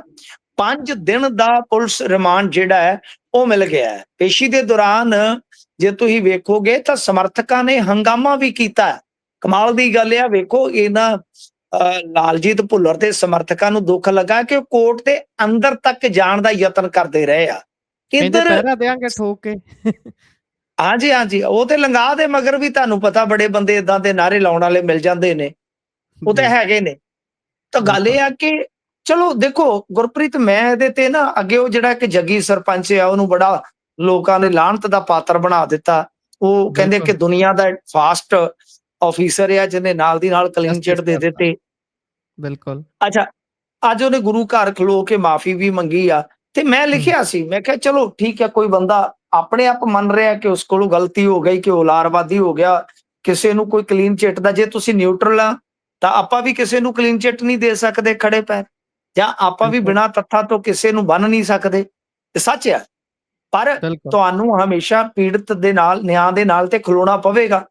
ਆਇਆ ਗੱਲ ਇਹ ਆ ਕਿ ਮੈਂ ਉੱਥੇ ਵੀ ਲਿਖਿਆ ਕਿ ਯਾਰ ਉਹਦੇ ਸਮਰਥਕਾਂ ਦਾ ਅਧਿਕਾਰ ਹੈ, ਹੂੰ, ਸਾਨੂੰ ਇੱਕ ਦੂਜੇ ਦੇ ਆਹੀ ਤੇ ਪ੍ਰੋਬਲਮ ਆ। ਸਾਨੂੰ ਆਪਣੇ ਅਧਿਕਾਰ ਪਿਆਰੇ ਹੁੰਦੇ ਆ, ਦੂਜੇ ਤੁਸੀਂ ਮੈਨੂੰ ਦੱਸੋ ਗੁਰਪ੍ਰੀਤ, ਜੇ ਅੱਜ ਅਸੀਂ ਪੀੜਤਾਂ ਦੇ ਨਾਲ ਖਲੋਤੇ ਆ ਤੇ ਇੱਕ ਹੱਕ ਅਧਿਕਾਰ ਨਾਲ ਖਲੋਤੇ ਆ ਨਾ, ਬਿਲਕੁਲ, ਤੇ ਜੇ ਕੋਈ ਮੰਤਰੀ ਦੇ ਹੱਕ 'ਚ ਖਲੋਤਾ, ਠੀਕ ਹੈ, ਉਹਦਾ ਅਧਿਕਾਰ ਆ, ਮਾੜਾ ਨਹੀਂ ਬੋਲਣਾ ਚਾਹੀਦਾ, ਤੁਸੀਂ ਆਲੋਚਨਾ ਕਰ ਲਓ ਬਿਲਕੁਲ, ਜਿਸ ਵੀ ਤਰੀਕੇ ਦੀ ਹੈ। ਉਹ ਕਹਿਣ ਦਾ ਮਤਲਬ ਹੈ ਕਿ ਜੇ ਉਹਦੇ ਸਮਰਥਕ ਕਰ ਰਹੇ ਨੇ ਕਿ ਬਈ ਨਜਾਇਜ਼ ਹੈ ਜੀ ਪਰਚਾ, ਨਿਰਦੋਸ਼ ਹੈ ਮੰਤਰੀ, ਤਾਂ ਉਹਨਾਂ ਦਾ ਹੱਕ ਹੋ ਸਕਦਾ ਹੈ। ਪਰ ਤੁਸੀਂ ਕੋਰਟ ਦੇ ਵਿੱਚ ਹੰਗਾਮਾ ਕਿਉਂ ਕਰ ਰਹੇ ਹੋ ਜਾ ਕੇ? ਬਿਲਕੁਲ, ਹੰਗਾਮਾ ਕਰਕੇ ਉੱਥੇ ਕੀ ਤੁਸੀਂ ਸਿੱਧ ਕਰਨਾ ਚਾਹੁੰਦੇ ਹੋ? ਇਹ ਕੋਈ ਮਤਲਬ ਰੈਲੀ ਜਾਂ ਇਕੱਠ ਵਿਖਾਉਣਾ ਉੱਥੇ ਤੁਸੀਂ? ਤਾਂ ਇਕੱਠ ਤਾਂ ਫਿਰ ਉਹਦੇ ਰੰਧਾਵਾ ਜੀ ਦੇ, ਜੇ ਤੁਸੀਂ ਵੇਖੋਗੇ ਸੰਸਕਾਰ ਤੇ ਕਿੰਨਾ ਸੀ। ਜੀ, ਇਹਨਾਂ ਚੀਜ਼ਾਂ ਦਾ ਫੈਸਲਾ ਇਕੱਠ ਥੋੜੀ ਕਰਦੇ ਆ ਕਿ ਤੁਸੀਂ ਜਾ ਕੇ ਜ਼ਿੰਦਾਬਾਦ ਜ਼ਿੰਦਾਬਾਦ ਕਰ ਲਓ। ਐ ਤਾਂ ਫਿਰ ਕੀਰਨੇ ਵੀ ਪੈ ਰਹੇ ਨੇ ਨਾ ਲਾਸ਼ ਤੇ। ਤਾਂ ਹੂੰ, ਕੀਰਨਿਆਂ ਚੋਂ ਤੁਹਾਨੂੰ ਸਜ਼ਾ ਹੋਣੀ ਚਾਹੀਦੀ ਹੈ। ਜਿਸ ਤਰ੍ਹਾਂ ਇੱਕ ਪਰਿਵਾਰ ਉਜੜਿਆ, ਉਹਨਾਂ ਕੀਰਨਿਆਂ ਦੇ ਹਿਸਾਬ ਨਾਲ ਤੇ ਤੁਹਾਨੂੰ ਖੜੇ ਪੈਰ ਸਜ਼ਾ ਹੋ ਜਾਣੀ ਚਾਹੀਦੀ ਸਾਰਿਆਂ ਨੂੰ। ਨਹੀਂ, ਇਹਦਾ ਹੁੰਦਾ ਨਹੀਂ। ਤੋ ਮਾਨ ਸਾਹਿਬ ਨੇ ਵੀ ਕਿਹਾ ਕਿ ਕਾਨੂੰਨ ਦੇ ਹਿਸਾਬ ਨਾਲ ਜਾਂਚ ਹੋਵੇਗੀ। ਮੇਰੇ ਲਈ ਸਾਰਾ ਪੰਜਾਬ ਪਰਿਵਾਰ ਆ, ਤੇ ਨਾਲ ਮਿਸਾਲਾਂ ਦਿੱਤੀਆਂ ਕਿ ਭਾਈ ਭਰਤਿੰਦਰ ਚਾਲ ਦਾ ਨਾਮ ਆਇਆ, ਕੈਪਟਨ ਅਮਰਿੰਦਰ ਦਾ ਨਾਮ ਆਇਆ, ਅਮਿਤ ਸ਼ਾਹ ਦਾ ਨਾਮ ਆਇਆ, ਰਾਜਾ ਵੜਿੰਗ ਦਾ ਨਾਮ ਆਇਆ, ਵਾਈ ਪੂਰਨ ਕੁਮਾਰ ਮਰ ਗਏ। ਬਈ ਉਦੋਂ ਇਹਨਾਂ ਨੇ ਜਾਂਚ ਕਿਉਂ ਨਹੀਂ ਮੰਗੀ? ਇਹ ਗੱਲ ਠੀਕ ਆ, ਤੁਸੀਂ ਕਹਿ ਸਕਦੇ ਹੋ ਬਈ ਜੀ, ਚਲੋ ਇਹਨਾਂ ਤੇ ਕਾਰਵਾਈ ਨਹੀਂ ਹੋਈ, ਪਰ ਤੁਸੀਂ ਵੀ ਤੇ ਕੀ ਕੀਤਾ? ਜੇ ਲੌਜੀਕਲੀ ਦੇਖੋਗੇ, ਤੁਸੀਂ ਵੀ ਕੀ ਕੀਤਾ? ਐਫ ਆਈ ਆਰ 18 ਘੰਟੇ ਲੇਟ ਹੈ। ਹੂੰ, ਉਹ ਵੀ ਐਫ ਆਈ ਆਰ ਉਦੋਂ ਹੋਈ ਜਦੋਂ ਆਪੋਜੀਸ਼ਨ ਥਾਣੇ ਦੇ ਅੱਗੇ ਬੈਠ ਕੇ ਜਾ ਕੇ, ਜੀ, ਬਿਲਕੁਲ, ਜਦੋਂ ਪਰਿਵਾਰ ਨੇ ਪੋਸਟਮਾਰਟਮ ਕਰਵਾਉਣ ਤੋਂ ਮਨਾ ਕਰ ਦਿੱਤਾ। ਅੱਛਾ, ਗ੍ਰਿਫਤਾਰੀ ਕਦੋਂ ਹੁੰਦੀ ਆ? ਮੰਤਰੀ ਤੇ ਤੁਹਾਡਾ ਘਰ ਸੁੱਤਾ ਰਿਹਾ, ਉਹਨੇ ਤੇ ਰਾਤ ਮੈਨੂੰ ਕਾਲ ਕੀਤੀ ਹੋਈ ਆ। ਮੈਂ ਜੀ ਨਹੀਂ ਚੱਕੀ। ਮੈਂ ਤੁਹਾਨੂੰ ਸ਼ਾਇਦ ਅੱਗੇ ਵੀ ਦੱਸਿਆ ਕਿ ਯਾਨੀ ਜੀ ਉਹਦਾ ਨੰਬਰ ਚੱਲ ਰਿਹਾ ਸੀਗਾ ਮੰਤਰੀ ਦਾ, ਕਿਉਂਕਿ ਮੇਰੇ ਕੋਲ ਸੇਵ ਹੈ ਨੰਬਰ ਇਹਨਾਂ ਦੇ। ਤਾਂ ਗੱਲ ਜੀ ਅਸਲ ਦੇ ਵਿੱਚ ਇਹ ਹੋਆ ਕਿ ਸਵੇਰੇ ਸਵੇਰੇ ਸਥਿਤੀ ਉਨੀ ਨਹੀਂ ਵਿਗੜੀ ਜਿੰਨੀ ਹੂੰ ਵਿਗੜੀ ਆ ਰਵਨੀਤ ਬਿੱਟੂ ਦੇ ਮੁੱਦਾ ਚੁੱਕਣ ਤੋਂ ਬਾਅਦ। ਦੇਖੋ, ਰਵਨੀਤ ਬਿੱਟੂ ਦੀ ਰਾਜਨੀਤੀ ਦੀ ਆਪਾਂ ਆਲੋਚਨਾ ਕਰ ਸਕਦੇ ਹਾਂ, ਪਰ ਉਸ ਬੰਦੇ ਨੇ ਜਿਸ ਤਰ੍ਹਾਂ ਇਹ ਮੁੱਦਾ ਜਾ ਕੇ ਚੱਕਿਆ, ਜਿਵੇਂ ਇਹ ਮੁੱਦਾ ਦੇਸ਼ ਦੀ ਨਜ਼ਰ ਦੇ ਵਿੱਚ ਆਇਆ, ਅਮਿਤ ਸ਼ਾਹ ਨੇ ਆਖਿਆ ਉਹਨੇ ਕਿ ਮੈਂ ਹੁਣੇ ਹੀ ਕਰ ਦਿੰਦਾ ਕੰਮ, ਲਿਆਓ ਲਿਖ ਕੇ ਦਿਓ। ਨਾਲ ਦੀ ਨਾਲ ਤੁਸੀਂ ਵੇਖ ਲਓ ਤੇ ਝੋਲ ਵੇਖੋ। ਇਹ ਕਹਿੰਦੇ ਆ ਕਿ ਗ੍ਰਿਫਤਾਰ ਕੀਤਾ, ਪੁਲਿਸ ਵੇਖੋ ਕੀ ਕਹਿੰਦੀ ਆ, ਗ੍ਰਿਫਤਾਰ ਕੀਤਾ। ਮੰਤਰੀ ਕਹਿੰਦਾ ਮੈਂ ਸਰੈਂਡਰ ਕਰਨ ਚੱਲਿਆ ਪੋਸਟ ਪਾ ਕੇ। ਕਮਾਲ ਬਿਲਕੁਲ ਵੇਖੋ। ਤਾਂ ਗੱਲ ਇਹ ਕਿ ਉਹ ਵੀ ਰਾਜਨੀਤੀ ਕਰ ਰਹੇ ਆਪੋਜੀਸ਼ਨ ਵਾਲੇ, ਪਰ ਉਹ ਰਾਜਨੀਤੀ ਕਰ ਰਹੇ ਨੇ ਵਿਕਟਮ ਵਾਸਤੇ। ਤੇ ਤੁਸੀਂ ਰਾਜਨੀਤੀ ਕੀ ਆ ਕਿ ਗ੍ਰਿਫਤਾਰੀ ਮਜਬੂਰੀ ਚ ਕੀਤੀ ਆ ਤੇ ਜ਼ਰੂਰੀ ਵੀ ਆ, ਤੇ ਤੁਸੀਂ ਉਹਨੂੰ ਵੀ ਇਵੈਂਟ ਬਣਾ ਰਹੇ ਹੋ, ਉਹਨੂੰ ਵੀ ਪ੍ਰਾਪਤੀ ਬਣਾ ਰਹੇ ਹੋ। ਜਦ ਕਿ ਜਿਹੜੇ ਬਿਲਕੁਲ ਦੂਜੇ ਸਵਾਲ ਆ ਕਿ ਕੌਨਫਲਿਕਟ ਆਫ ਇੰਟਰਸਟ ਜਾਂ ਅਫਸਰਸ਼ਾਹੀ ਦੇ ਨਾਲ ਕਿਸ ਤਰ੍ਹਾਂ ਤੁਹਾਡੇ ਬੰਦੇ ਬਦਤਮੀਜ਼ੀ ਕਰਦੇ ਆ, ਕਿਸ ਤਰ੍ਹਾਂ ਇਹ ਤਾਕਤ ਦੇ ਵਿੱਚ ਅੰਨੇ ਹੋਏ ਫਿਰਦੇ ਆ, ਉਹਨਾਂ ਸਾਰੀਆਂ ਗੱਲਾਂ ਤੇ ਕੋਈ ਚਿੰਤਨ ਹੈ ਹੀ ਨਹੀਂ। ਬਿਲਕੁਲ ਬਿਲਕੁਲ। ਅੱਛਾ, ਇਹਨਾਂ ਦੇ ਪਿਤਾ ਕਿੱਥੇ ਨੇ? ਉਹਨਾਂ ਦਾ ਵੀ ਐਫ ਆਈ ਆਰ ਚ ਸ਼ਾਇਦ ਨਾਮ ਸੀਗਾ, ਕੀ ਉਹਨਾਂ ਦੀ ਵੀ ਉਹ ਨਹੀਂ, ਉਹ ਗ੍ਰਿਫਤਾਰੀ ਗਾਣਾ ਹੋਈ ਸੀ ਹੈ? ਨਾ, ਉਹਦਾ ਕੋਈ ਪਤਾ ਨਹੀਂ ਲੱਗਿਆ। ਨਹੀਂ ਤੇਰੇ ਵਿਆਹ ਤੋਂ ਬਾਅਦ ਕੁੜੇ, ਉਹਨਾਂ ਦਾ ਕੋਈ ਪਤਾ ਨਹੀਂ ਫਿਲਹਾਲ। ਲਾਲਜੀਤ ਭੁੱਲਰ ਦੇ ਫੜੇ ਜਾਣ ਤੋਂ ਬਾਅਦ ਪੀਏ ਦੀ ਖਬਰ ਜ਼ਰੂਰ ਆਈ ਸੀ ਕਿ ਪੀਏ ਤੇ ਨਾਲ ਹੀ ਸੈਟ ਡਾਊਨ ਆ, ਤੇ ਪਰ ਹੁਣ ਪਤਾ ਨਹੀਂ ਆ ਕਿ ਕਿਹਨੂੰ ਇਹਨਾਂ ਨੇ ਅਰੈਸਟ ਕੀਤਾ ਵਿਖਾਇਆ। ਪਰ ਜੇ ਲਾਲਜੀਤ ਭੁੱਲਰ ਫੜੇ ਗਏ ਤੇ ਪਿਤਾ ਕਿਉਂ ਨੇ? ਕਿਉਂਕਿ ਉਹ ਬਿਲਕੁਲ ਵੀ ਨਾਮਜ਼ਦ ਨੇ, ਉਹਨਾਂ ਦੀ ਵੀ ਅਰੈਸਟ ਹੋਣੀ ਜ਼ਰੂਰੀ ਆ। ਇਹ ਕਹਿੰਦੇ ਮੈਨੂੰ ਕਾਨੂੰਨ ਤੇ ਬੜਾ ਭਰੋਸਾ ਹੈ, ਤੇ ਇਹਨਾਂ ਦੇ ਪਿਤਾ ਜੀ ਨੂੰ ਭਰੋਸਾ ਨਹੀਂ ਹੈਗਾ। ਉਹਨਾਂ ਦਾ ਭਰੋਸਾ ਨਹੀਂ ਹੈ ਸ਼ਾਇਦ। ਬਿਲਕੁਲ ਹਾਂਜੀ ਸਹੀ ਹਾਂਜੀ। ਆਖਿਆ। ਅੱਗੇ ਵਧੀਏ ਤਾਂ ਉਧਰ ਬਾਘਾ ਪੁਰਾਣਾ ਸੰਮਤੀ ਚੋਣ 28 ਨੂੰ ਹੈ। ਵੈਸੇ ਇਹਨੇ ਚੰਗਾ ਲੋਕਾਂ ਨੂੰ ਗੇੜ ਚ ਪਾਇਆ। ਇੱਧਰ ਡੀਸੀ ਦੇ ਨਾਲ ਕਹਿੰਦੇ ਐਸਡੀਐਮ ਦਾ ਰੌਲਾ ਪੈ ਗਿਆ, ਤੇ ਹੁਣ ਇਹ ਕਿੱਥੇ ਜਾ ਕੇ ਨਿਬੜੂ ਗੱਲ? ਉਦਣ ਫੇਰ ਖਿੱਚੋਤਾਣ ਹੋਊਗੀ, ਜਾਂ ਫਿਰ ਅਕਾਲੀ ਦਲ ਵਾਲੇ ਨੇ ਤਾਂ ਸਿੱਧਾ ਹੀ ਕਹਿਤਾ ਸੀ ਵੀ ਭਾਈ ਛੱਡੀ ਚੇਅਰਮੈਨੀ, ਤੁਸੀਂ ਜਾਨ ਬਖਸ਼ ਦਿਓ ਵਿਚਾਰੇ ਅਫਸਰ ਦੀ। ਹਾਂ, ਤੁਸੀਂ ਕਿਹਾ ਕਿੱਥੇ ਕੋ ਜਾ ਕੇ ਨਿਬੜੂ ਗੱਲ? ਤੇਰੇ ਤੋਂ ਤੁਰੀ ਹੈ ਡੁੱਬ ਜਾਣੀ ਹੈ ਤੇ ਜਾ ਕੇ ਮੁੱਕਣੀ ਪਤਾ ਨਹੀਂ ਕਿਹੜੀ ਥਾਂ। ਇਹ ਹੁਣ ਪਤਾ ਨਹੀਂ ਕਿੱਥੇ ਜਾ ਕੇ ਨਿਬੜਨੀ, ਜੇ ਕਿੱਥੇ ਜਾ ਕੇ ਮੁੱਕਣੀ ਹੈ। ਪਰ ਹਾਈ ਕੋਰਟ ਨੇ ਇੱਕ ਵਾਰੀ ਤੇ ਨਵੇੜ ਦਿੱਤਾ ਕਿ 28 ਮਾਰਚ ਨੂੰ ਜਾ ਕੇ ਇਲੈਕਸ਼ਨ ਕਰਵਾਓ। ਦੇਖੋ, ਬੱਬਨਦੀਪ ਵਾਲੀਆ ਜੀ, ਸਾਗਰ ਸੇਤੀਆ, ਦੋਨੇ ਹੀ ਅਫਸਰ ਬੜੇ ਚਰਚਿਤ ਅਫਸਰ ਨੇ, ਬੜੇ ਹੀ ਸਿਆਣੇ ਅਫਸਰ ਨੇ। ਦੋਨਾਂ ਦਾ ਜਿਸ ਤਰ੍ਹਾਂ ਆਪਸ ਦੇ ਵਿੱਚ ਟਕਰਾਅ ਨਜ਼ਰ ਆਇਆ, ਤਾਂ ਉਹਦੇ ਤੇ ਵੀ ਹਾਈ ਕੋਰਟ ਨੇ ਨੋਟਿਸ ਲਿਆ। ਤੇ ਇਹਦੇ ਵਿੱਚ ਸਭ ਤੋਂ ਵੱਡੀ ਗੱਲ ਐਸਡੀਐਮ ਸਾਹਿਬ ਨੂੰ ਇਹ ਕਹੀ, ਬੱਬਨਦੀਪ ਜੀ ਨੂੰ, ਕਿ ਭਾਈ ਤੁਸੀਂ ਜਿਹੜਾ ਲੈਟਰ ਲਿਖਿਆ ਉਹ ਮੀਡੀਆ ਕੋਲ ਕਿਵੇਂ ਚਲਾ ਗਿਆ? ਜੀ ਠੀਕ ਹੈ ਨਾ, ਤੁਹਾਨੂੰ ਆਪਣਾ ਮਾਮਲਾ ਜਿਹੜਾ ਸੀ ਉਹ ਚੀਫ ਸੈਕਟਰੀ ਦੇ ਕੋਲ ਲੈ ਕੇ ਜਾਣਾ ਚਾਹੀਦਾ ਸੀ। ਜੀ ਪੱਤਰ ਪਬਲਿਕ ਡੋਮੇਨ ਚ ਕਿੱਦਾਂ ਆ ਗਿਆ? ਪਰ ਪਬਲਿਕ ਡੋਮੇਨ ਚ ਨਾ ਆਉਂਦਾ ਤੇ ਸ਼ਾਇਦ ਗੱਲ ਹੀ ਨਾ ਬਣਦੀ, ਇਹਨਾਂ ਬਿਲਕੁਲ ਦਬਾਅ ਨਹੀਂ ਬਣਦਾ। ਕੋਰਟਾਂ ਇਸ ਗੱਲ ਤੇ ਕਿਉਂ ਨਹੀਂ ਧਿਆਨ ਦਿੰਦੀਆਂ ਕਿ ਚੀਫ ਸੈਕਟਰੀ, ਤੁਹਾਨੂੰ ਪਤਾ ਕਿੱਦਾਂ ਬਦਲ ਕੇ ਉਹਨਾਂ ਨੇ ਨਾਲ ਲਾਏ ਨੇ, ਤੇ ਚੀਫ ਸੈਕਟਰੀ ਕੀ ਬੋਲਣਗੇ? ਚੀਫ ਸੈਕਟਰੀ ਤੇ ਸਾਰਾ ਕੁਝ ਸਰਕਾਰ ਤੋਂ ਪੁੱਛ ਕੇ ਕਰਦੇ ਨੇ।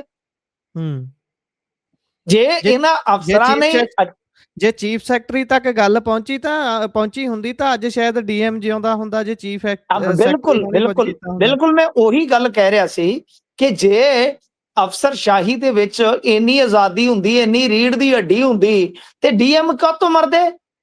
ਬਿਲਕੁਲ ਉਹ ਤਾਂ ਗਏ ਨੇ, ਡੀਸੀ ਖੁਦ ਮੰਨਦਾ, ਮੇਰੇ ਕੋਲ ਆਏ ਨੇ। ਤਾਂ ਕਹਿਣ ਦਾ ਮਤਲਬ ਇਹ ਆ ਕਿ ਕੋਰਟਾਂ ਨੂੰ ਵੀ ਇਹ ਗੱਲ ਵੇਖਣੀ ਚਾਹੀਦੀ ਆ ਕਿ ਅਫਸਰਸ਼ਾਹੀ ਜਾਂ ਖਾਸ ਤੌਰ ਤੇ ਛੋਟੇ ਅਧਿਕਾਰੀ, ਜਿਹੜੇ ਛੋਟੇ ਰੈਂਕ ਵਾਲੇ, ਉਹ ਕਿਸ ਤਰ੍ਹਾਂ ਟਾਈਮ ਪਾਸ ਕਰ ਰਹੇ ਨੇ। ਤਾਂ ਗੱਲ ਇਹ ਆ ਕਿ ਹੁਣ ਇਸ ਸਥਿਤੀ ਦੇ ਵਿੱਚ ਕੋਰਟ ਨੇ ਨਵੇੜਾ ਕੀਤਾ ਹੈ। ਕੋਰਟ ਨੇ ਕਿਹਾ ਕਿ ਅਧਿਕਾਰੀ ਦੇ ਕੋਲ ਕਰੀਬ 9 ਸਾਲ ਦਾ ਤਜਰਬਾ ਹੈ, ਤੇ ਇੱਕ ਪੀਸੀਐਸ ਅਧਿਕਾਰੀ ਹੋਣ ਦੇ ਨਾਤੇ ਉਹਨਾਂ ਨੂੰ ਪਤਾ ਹੋਣਾ ਚਾਹੀਦਾ ਕਿ ਸ਼ਿਕਾਇਤ ਕਿੱਥੇ ਤੇ ਕਿਸ ਤਰ੍ਹਾਂ ਦਰਜ ਕਰਨੀ ਆ। ਇਸ ਤੇ ਐਸਟੀਐਮ ਜਿਹੜੇ ਆ ਉਹ ਜਵਾਬ ਦਿੰਦੇ ਆ ਕਿ ਠੀਕ ਮਾਨਸਿਕ ਸਥਿਤੀ ਦੇ ਵਿੱਚ ਨਹੀਂ ਸੀਗੇ। ਉਹਨਾਂ ਨੇ ਕਿਹਾ ਕਿ ਉਸ ਸਮੇਂ ਸਟ੍ਰੈਸ ਦੇ ਵਿੱਚ ਸਨ, ਕਿਉਂਕਿ 3:13 ਦਾ ਟਾਈਮ ਹੀ ਦੱਸਦਾ, ਪਰ ਉਹ ਇੰਨੀ ਸਟ੍ਰੈਸ ਦੇ ਵਿੱਚ ਕਿਉਂ ਸਨ? ਇੱਕ ਵੱਡਾ ਸਵਾਲ ਹੈ। ਤਾਂ ਬਿਲਕੁਲ ਕੋਰਟ ਨੂੰ ਰਾਜਨੀਤਿਕ ਦਖਲ ਦੀ ਵੀ ਜ਼ਰੂਰ ਮੇਰੇ ਖਿਆਲ ਦੇ ਨਾਲ ਥੋੜੀ ਨਿਗਾਹ ਰੱਖਣ ਦੀ ਲੋੜ ਆ। ਵੈਸੇ ਅਸੀਂ ਕੋਰਟਾਂ ਨੂੰ ਸਲਾਹ ਨਹੀਂ ਦੇ ਸਕਦੇ, ਸਾਡਾ ਨਹੀਂ ਅਧਿਕਾਰ ਖੇਤਰ, ਪਰ ਜ਼ਰੂਰ ਇਹੋ ਜਿਹੇ ਫੈਸਲਿਆਂ 'ਚ ਇਹਨਾਂ ਦੀ ਰੌਸ਼ਨੀ 'ਚ ਵੀ ਗੱਲ ਜਿਹੜੀ ਉਹ ਹੋਣੀ ਚਾਹੀਦੀ ਹੈ। ਤਾਂ ਖੈਰ ਗੱਲ ਇਹ ਆ ਕਿ 28 ਨੂੰ ਇਲੈਕਸ਼ਨ ਹੋਏਗਾ, ਦੇਖੋ ਕਿਹਦਾ ਚੇਅਰਮੈਨ ਬਣਦਾ। ਪਰ ਇਹ ਜਿਹੜੀ ਚੋਣ ਸੀਗੀ, ਇਸ ਚੋਣ ਨੇ ਇਸ ਕਰਕੇ ਹੀ ਲਟਕਾ ਪ੍ਰਾਪਤ ਕੀਤਾ। ਫਿਰ ਤੁਸੀਂ ਦੇਖਿਆ ਹੋਣਾ ਕਿ ਬੀਤੇ ਦਿਨੀ ਅਮਰਤਪਾਲ ਸਿੰਘ ਸੁਖਨੰਦ ਜਿਹੜੇ ਵਿਧਾਇਕ ਨੇ, ਉਹਨਾਂ ਨੇ ਵੀਡੀਓ ਵੀ ਜਾਰੀ ਕੀਤਾ ਕਿ ਕਿਵੇਂ ਭੀੜ ਨੇ ਉਹਨਾਂ ਤੇ ਅਟੈਕ ਕੀਤਾ ਹੈ। ਪਰ ਇਹ ਨੌਬਤ ਕਿਉਂ ਆਈ? ਵੱਡਾ ਸਵਾਲ ਹੈ। ਤੁਸੀਂ ਸਰਕਾਰ 'ਚ ਬੈਠੇ ਹੋ, law and order the control ਤੁਹਾਡੇ ਕੋਲ ਹੈ, ਫੋਰਸ ਤੁਹਾਡੇ ਕੋਲ ਹੈ, ਅਫਸਰਸ਼ਾਹੀ ਤੁਹਾਡੇ ਕੋਲ ਹੈ। ਕਿਉਂ ਨੌਬਤ ਆਈ? ਕਿਉਂ? ਕਿਉਂਕਿ ਤੁਸੀਂ ਜਿੱਥੇ ਚੇਅਰਮੈਨ ਬਣਾਉਣ ਦੀ ਪੋਜੀਸ਼ਨ 'ਚ ਨਹੀਂ ਹੋ, ਤੁਸੀਂ ਉੱਥੇ ਵੀ ਨਹੀਂ ਹਟ ਰਹੇ, ਉੱਥੇ ਵੀ ਨਹੀਂ ਟਲ ਰਹੇ। ਬਿਲਕੁਲ, ਬਿਲਕੁਲ। ਇਹ ਇੱਕ ਹੋਰ ਚੀਜ਼ ਇੱਥੋਂ ਸਪਸ਼ਟ ਹੁੰਦੀ ਹੈ ਵੀ ਇਹ ਜਿਹੜਾ ਚਾਅ ਹੁੰਦਾ ਹੈ ਵੀ ਸਰਕਾਰੀ ਨੌਕਰੀ ਕਰਨੀ ਹੈ, ਆਰਾਮ ਨਾਲ ਬਹਿ ਕੇ ਆਪਾਂ ਕੁਰਸੀ ਤੇ ਘਰ ਨੂੰ ਆ ਜਾਇਆ ਕਰਨਾ ਹੈ, ਥੋੜਾ ਕੰਮ ਹੁੰਦਾ ਹੈ। ਐਕਸਪਲੋਇਟੇਸ਼ਨ ਉੱਥੇ ਵੀ ਰੱਜ ਕੇ ਹੁੰਦੀ ਹੈ, ਉੱਥੇ ਵੀ ਰੱਬ ਰੱਬ ਜਲਾਲਤ ਕਰੋ ਰੱਜ ਜੀ, ਕੇ ਰੱਬ ਹੁੰਦੀ ਹੈ। ਰੱਬ ਕਰੋ। ਸਰਕਾਰੀ ਹੂੰ, ਨੌਕਰੀ ਵਾਲੇ ਨਹੀਂ ਜੇ ਸੌਂਦੇ ਚੱਜ ਨਾਲ। ਮੈਂ ਹੂੰ, ਮੈਂ ਅੱਗੇ ਤੁਹਾਨੂੰ ਦੱਸਿਆ, ਆਡੀਅנס ਜਾਣਦੀ ਹੈ, ਮੇਰੇ ਭਰਾ ਭਤੀਜੇ ਬਹੁਤ ਪੁਲਿਸ 'ਚ ਨੇ। ਮੈਂ ਜੀ, ਖੁਦ ਅਸੀਂ ਪਨੀਰੀ ਤਿਆਰ ਕੀਤੀ ਆ। ਸਾਡੇ ਪਿੰਡ ਬਹੁਤ ਸਾਰੇ ਮੁੰਡੇ ਗਰਾਊਂਡ 'ਚੋਂ ਨਿਕਲ ਕੇ ਪੁਲਿਸ 'ਚ ਗਏ ਨੇ। ਜੀ, ਉਹਨਾਂ ਤੋਂ ਲੈ ਕੇ ਟੀਚਰਾਂ ਤੱਕ ਤੇ ਮਤਲਬ ਮੈਂ ਆਈਐਸ ਅਫਸਰਾਂ ਤੱਕ ਮੇਰੇ ਦੋਸਤ ਹੈ ਜੀ। ਜੀ। ਰੱਬ ਰੱਬ ਹੀ ਕਰੋ। ਹੁਣ ਜੇ ਗੱਲਾਂ ਕਰਾਂਗੇ ਨਾ, ਬਾਤ ਨਿਕਲੀ ਤਾਂ ਦੂਰ ਤਲਕ ਜਾਏਗੀ। ਜਿਹੜੀ ਬੀਤੀ ਆ ਨਾ, ਬਸ ਉਹ ਕਹਿੰਦੇ ਵੀ ਮੇਰੇ ਤੇ ਜਿਹੜੀ ਬੀਤੀ ਸਾਡਾ ਰੱਬ ਜਾਣਦਾ। ਗੱਲ ਇਹ ਆ ਕਿ ਅੱਜ ਕੱਲ ਦੀ ਜਿਸ ਤਰ੍ਹਾਂ ਦੀ ਨੌਕਰੀ ਜੌਬ ਆ, ਠੀਕ ਆ, ਜਿਹੜੇ ਤੇ ਤਗੜੇ ਅਹੁਦਿਆਂ ਤੇ ਬੈਠੇ ਆ ਉਹਨਾਂ ਨੂੰ ਕੁਝ ਸੁੱਖ ਸਾਧਨ ਸਹੂਲਤਾਂ ਹੈਗੀਆਂ, ਪਰ ਜਿਹੜੇ ਵਿੱਚ ਵਿਚਾਲੇ ਆ ਜਾਂ ਬਿਲਕੁਲ ਹੇਠਲੇ ਰੈਂਕਾਂ ਤੇ ਨੇ, ਹੇਠਲੇ ਕਹਿ ਲਓ ਫੀਲਡ ਦੇ ਵਿੱਚ ਨੇ, ਬੁਰੀ ਹਾਲਤ ਜੇ ਉਹਨਾਂ ਦੀ। ਬਿਲਕੁਲ, ਬਿਲਕੁਲ। ਉਧਰ ਪੰਜਾਬ ਨੂੰ ਮੇਜ਼ਬਾਨੀ ਮਿਲੀ ਆ ਜੀ ਏਸ਼ੀਅਨ ਹਾਕੀ ਦੀ। ਚਲੋ ਦੇਖੋ, ਇਹ ਮਾਨ ਸਾਹਿਬ ਦੱਸ ਰਹੇ ਸਨ, ਇਹਨਾਂ ਨੇ ਮੈਨੂੰ ਲੱਗਦਾ ਦੂਜੀ ਤੀਜੀ ਵਾਰੀ ਦੱਸਤਾ ਅੱਜ ਕਿ ਆਪਾਂ ਨੂੰ ਮੇਜ਼ਬਾਨੀ ਮਿਲ ਗਈ, ਮੇਜ਼ਬਾਨੀ ਮਿਲ ਗਈ ਆ। ਕਿ ਕਿਸੇ ਸਮੇਂ ਅੱਜ ਵੀ ਜੇ ਤੁਸੀਂ ਦੇਖੋਗੇ ਇੰਡੀਆ ਦੀ ਹਾਕੀ ਪੰਜਾਬ ਦੇ ਸਿਰ ਤੇ ਸਟੈਂਡ ਕਰਦੀ ਆ। ਤੇ ਭੁਵਨੇਸ਼ਵਰ ਬਿਲਕੁਲ, 'ਚ ਤੁਸੀਂ ਦੇਖ ਲਓ, ਹਰ ਸਾਲ ਵੱਡਾ ਕੋਈ ਨਾ ਕੋਈ ਉੜੀਸਾ ਸਰਕਾਰ ਆਯੋਜਨ ਕਰਵਾਉਂਦੀ ਆ। ਤੇ ਅੱਜ ਅਸੀਂ ਵੇਖੀਏ ਤੇ ਮੋਟੇ ਤੌਰ ਤੇ ਮੈਨੂੰ ਲੱਗਦਾ ਇਹਨਾਂ 10 ਸਾਲਾਂ 'ਚ ਸਾਡਾ ਕੋਈ ਆਯੋਜਨ ਨਹੀਂ ਹੋਇਆ। ਪਰ ਹੁਣ ਹੂੰ, ਇਹਨਾਂ ਨੇ ਇਹ ਗੱਲ ਕਹੀ ਆ ਕਿ ਬਾਈ 26 ਤੇ 27 ਅਕਤੂਬਰ ਨੂੰ ਪਹਿਲਾ ਮੈਚ ਹੋਵੇਗਾ। 6 ਟੌਪ ਦੀਆਂ ਏਸ਼ੀਅਨ ਟੀਮਾਂ ਜਿਹੜੀਆਂ ਉਹ ਇੱਥੇ ਖੇਡਣਗੀਆਂ।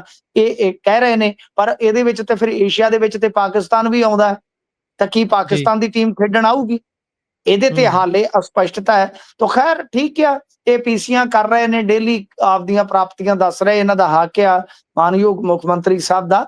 ਪਰ ਜਿਹੜੀ ਮੇਜ਼ਬਾਨੀ ਆ, ਉੜੀਸਾ ਸਰ ਸਾਡੇ ਤੋਂ ਬਹੁਤ ਅੱਗੇ ਨਿਕਲ ਗਿਆ। ਜਦ ਕਿ ਉੜੀਸਾ ਦਾ ਮਸਾਂ ਤੁਸੀਂ ਸੰਸਾਰ ਕੱਪ 'ਚ ਦੇਖੋਗੇ ਜਾਂ ਹੁਣ ਵੀ ਓਲੰਪਿਕ 'ਚ ਦੇਖੋਗੇ ਜਾਂ ਵੱਡੇ ਇਵੈਂਟ 'ਚ ਦੇਖੋਗੇ, ਕੋਈ ਇੱਕ ਅੱਧ ਖਿਡਾਰੀ ਹੁੰਦਾ ਉੜੀਸਾ ਦਾ।